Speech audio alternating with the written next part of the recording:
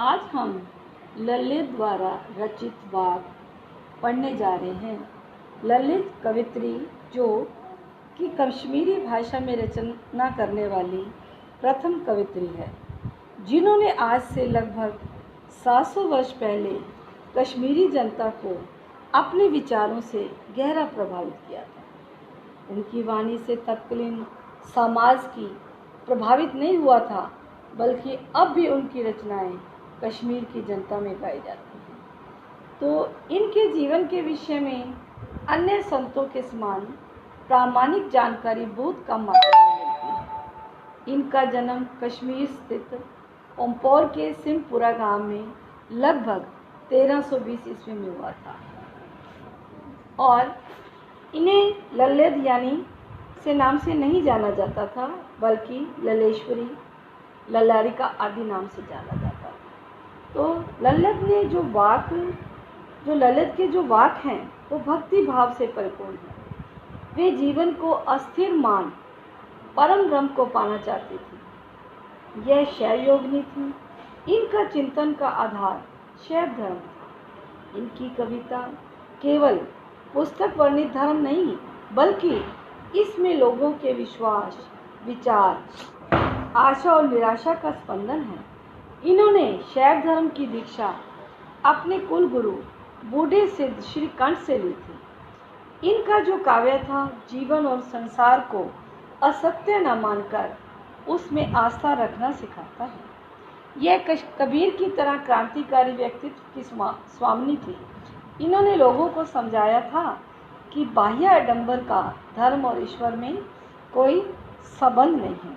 तो आओ अब हम कविता शुरू करते हैं। पहला पद्यांश है। रस्सी कच्चे धागे की खींच रही मैं नाव, जाने कब सुन मेरी पुकार, करे देव भव सागर पार। पानी टपके कच्चे सकोरे, व्यर्थ प्यास हो रही मेरी, जी में उठती रह हूँ घर जाने की चाह। तो इन पंक्तियों के माध्यम से कवित्री जो है वो यह बताना चाहती है कि मैं ईश्वर को प्राप्त करना चाहती हूँ और उसे पाने के लिए तरह तरह के प्रयत्न करती हूँ, और इसके द्वारा जो किए हुए प्रयत्न हैं वो असफल होते जा रहे हैं। तो वो बड़े दुख भरे स्वर में कहती है, मैं अपने जीवन रूपी नौका को कमजोर और नाशवान कच्चे धागों की सांसों रूपी रस्सी से लगातार खींच रही। मैं इसे उस पार लेके जाना चाहती हूँ, पर पता नहीं परमात्मा कब मेरी पुकार सुनेंगे और मुझे दुनिया रूपी सागर से पार करें। पानी टपके कच्चे सकोरे, कहते जिस प्रकार मिट्टी का कच्चा बर्तन होता है तो उसमें पानी टपकता रहता है और धीरे धीरे वो पानी जो है वो समाप्त हो जाता है। और इसी प्रकार कवित्री भी यही कहती है कि परमात्मा को जो पाने का जो प्रयास है वो कच्चे बर्तन रूपी शरीर से निरंतर पानी टपक रहा है और मेरा जीवन घटता जा रहा है, यानी आयु खत्म होती जा रही है और मेरे द्वारा परमात्मा को प्राप्त करने के लिए किए गए सभी प्रयत्न असफल होते जा रहे हैं।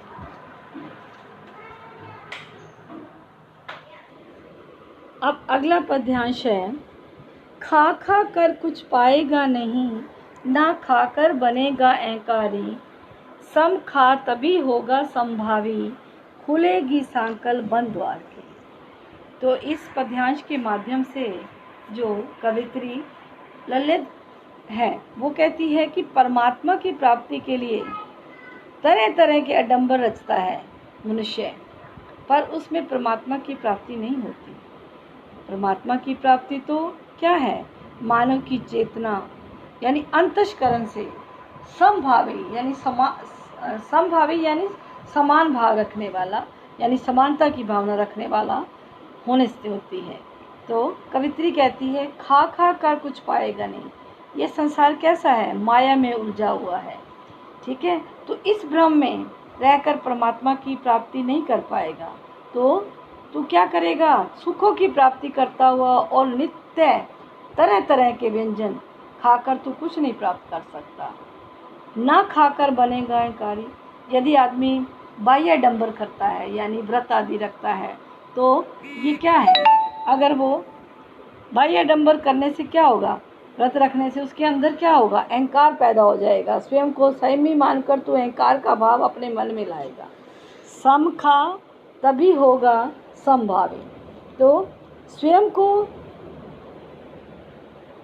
क्या है, अगर वो सम खाएगा यानी अपने समानता की भावना रखते हुए यानी अंतःकरण और बाह्य डंबरों का निग्रह करके वो खाता है तो उसके जो बंद द्वार की जो सांकल होगी खुल जाएगी, यानी वो मन रूपी जो बंद द्वार की सांकल खुलेगी यानी उसकी चेतना जागृत हो जाएगी और बाह्य डंबरों से तुझे कुछ भी मिलने वाला नहीं है, हासिल होने वाला नहीं है।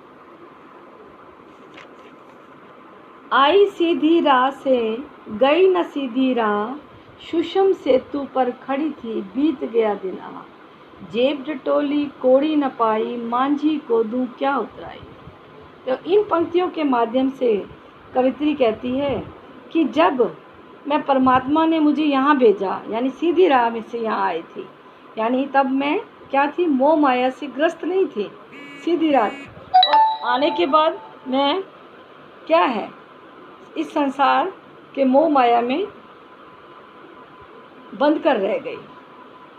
तो सुषम सेतु पर खड़ी थी बीत गया दिन, यानी मैं सुषुम्ना नाड़ी रूपी पुल पर खड़ी रही और मेरा जीवन रूपी दिन बीत गया। यानी हठ योग ने मुझे रास्ता तो दिखाया पर मैं अज्ञानवश होकर उस तरह से पूरी तरह नहीं चल पड़ी उस रास्ते पर। अब कहने का भाव ये है कि जब मनुष्य जन्म लेता है तो बड़े बड़े वायदे करके आता है कि मैं ये करूँगा, भगवान से परमात्मा से वायदे करता है, लेकिन इस संसार की चकाचौंध में आकर वो सब भूल जाता है। जिस राह पर उसे चलना होता है वो भूलकर संसार के मोह माया में फंस जाता है। तो कवित्री कहती है जेब टटोली कोड़ी न पाई, मांझी को दूं क्या उतराई। ठीक है, तो इस माया रूपी संसार में उलझ कर रह जाता है। तो जब इस संसार को छोड़कर वापिस जाने का समय आता है तो मैंने अपने आप को आत्म अवलोकन किया यानी एनालिसिस किया, तो मुझे पता चला कि मैंने इस संसार से कुछ भी हासिल नहीं किया, कुछ भी नहीं पाया, तो जीवन भर भक्ति नहीं की। तो कहते हैं मैं उसे यानी जो इस संसार रूपी सागर से मुझे पार करवाने वाले नाविक हैं तो उसको मैं क्या उतराई के रूप में दूंगा। जैसे हम संसार में किसी नाव पर यात्रा करते हैं तो नाविक को कुछ ना कुछ देना पड़ता है, उसका मुआवजा देना पड़ता है, उसकी फीस देनी पड़ती है, उसको पैसे देने पड़ते हैं।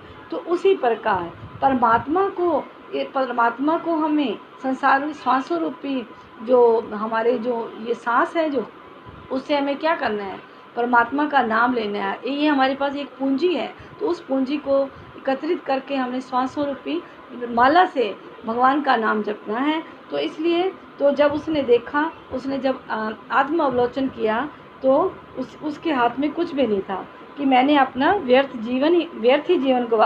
ही अपना जीवन गवा दिया और मेरे पास जो सत्कर्म रूपी मेहनताना भी नहीं है। थल थल में बसता है शिव ही, भेद न कर क्या हिंदू मुसलमान। ज्ञानी है तो स्वयं को जान, वही है साहिब से पहचान। अब प्रस्तुत पंक्तियों में जो कवित्री है वो शैव दर्शन के आधार पर चिंतन करती हुई कहती है कि परमात्मा क्या है, शिव रूप में संसार के कण कण में विद्यमान है। तो कवित्री कहती है थल थल में बसता है शिव, यानी शिव तो इस संसार के थल थल में यानी प्रत्येक जगह उसका निवास है, सर्वत्र विद्यमान है। तो प्रभु का जो स्वरूप है वो प्रत्येक वस्तु के कण कण में समाया हुआ है। भेद न कर हिंदू मुसलमान, कहते आप चाहे हिंदू हो चाहे मुसलमान हो, उस परमात्मा को जानने पहचानने में कोई अंतर ना करो। ज्ञानी है तो स्वयं को जान, यदि आप ज्ञानी हैं, ज्ञानवान हैं, आप जानने वाले हैं तो स्वयं को पहचानो मैं कौन हूँ।